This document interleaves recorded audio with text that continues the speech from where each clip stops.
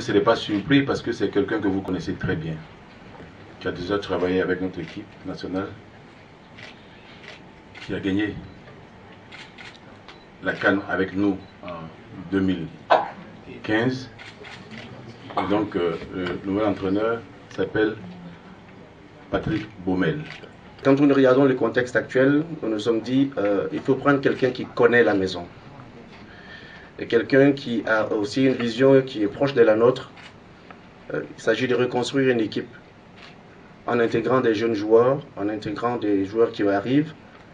Et Patrice Baumel, avec Hervé Renard, nous a montré qu'il avait cette capacité.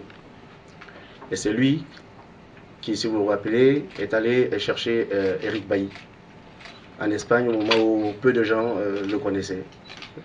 Eric Bailly a fait la CAN en 2015 alors qu'il n'avait fait aucun match amical avec les éléphants. C'est lors de la préparation en Arabie Saoudite qu'il a fait ses premiers matchs. Et son premier match officiel avec les éléphants, c'était à la CAN. Aux Émirats Arabes Unis. Aux Émirats Arabes Unis, pardon. Et c'est vous dire qu'il a aussi cette capacité de détecter. Et c'était un gros travailleur. Et l'option que nous avons prise aujourd'hui, c'est de reconstruire cette équipe. On sait qu'on n'a plus les mêmes éléments. Et que ce travail de reconstruction, tout le monde ne peut pas le faire. Il faut l'aimer. Il faut avoir cette capacité à intégrer dans ton effectif des jeunes éléments. Et avec la qualification pour les Jeux Olympiques 2020, nous sommes vice-champions d'Afrique des U23.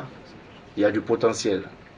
Et nous avons estimé que Patrice Baumel pouvait utiliser tous ces jeunes pour les intégrer dans cette équipe et pour continuer le travail qui a été entrepris.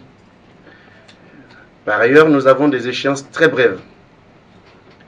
Ceux qui ont gagné la CAN 2015 avec Patrice Baumel comme adjoint, il y a quelques-uns qui sont encore là et qui sont aujourd'hui les cadres de cette équipe.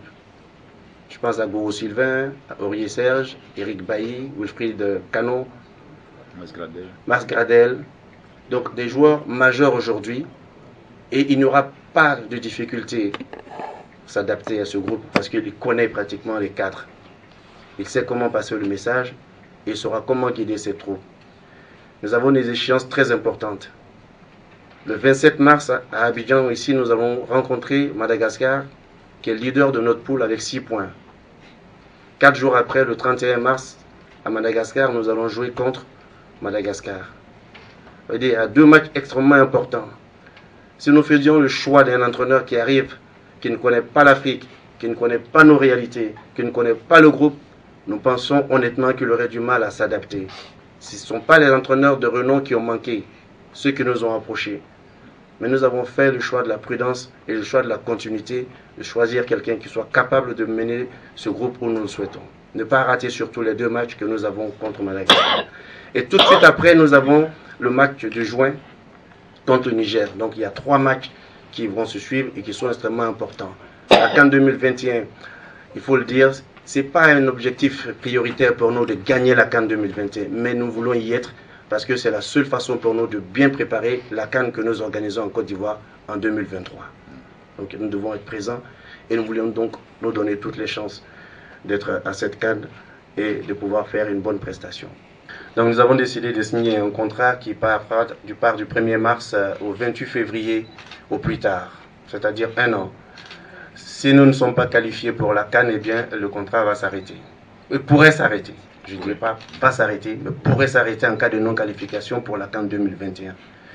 Mais nous avons décidé de faire un engagement sur 1 année